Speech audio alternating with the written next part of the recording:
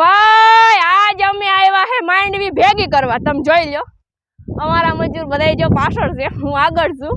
અને એક ખાસ કે આજ અમે હે ને માંડવી ભેગી કરવા નાસ્તો જો કે પેલો દિવસે હા હે બહુ સડી ગયો હે. અને આજ અમારે યાર કેવું થયું તમને ખબર છે, અમે 5:30 વાગ્યાના ઘેરેથી નીકળ્યા અને આવવાનું આ વાડીએ હતું ને બીજા કોકની વાડીએ પૂગી ગયા. અમે 5:30 વાગ્યાના કોકના ડેલા ઠોક્યા. એ ભાઈ બિચારો હારો કહેવાય કઈ કીધું નહીં. એ બાઈને આવ્યો તો એને ખબર પડી કે અમારા ડેલામાં ધબધબાટી કોણ બોલે. અમે ડેલાની અંદર વહી ગયા. બિસાડાની માંડવી ઊભી હતી ને અડધી પાડી ગલાતી અમે તો ભેગી કરવા વર્ગી જ. આ તો પછી ખબર પડી ને પાછા હમણાં આવ્યા. જો અમારા બધા જો મજૂર કામ કરે છે અને આજ જો કંઈક આવું થયું હે. અને સવારમાં અંધારું કેવું, અંધારામાં કોકની ડેલીએ પૂગી ગયા હે. અને અમારે જો આ બધા કે હાલો આપણે વર્ગી જ જાય.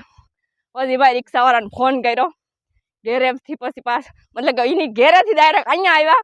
અટાણ વર્ગી ગયા. અને ભાઈ શ્વાસ લેવાતો નથી કારણ કે માંડવી ભેગ કરી તેડ કોઈ દુનિયાનો છે કે વાત જ પૂછવામાં.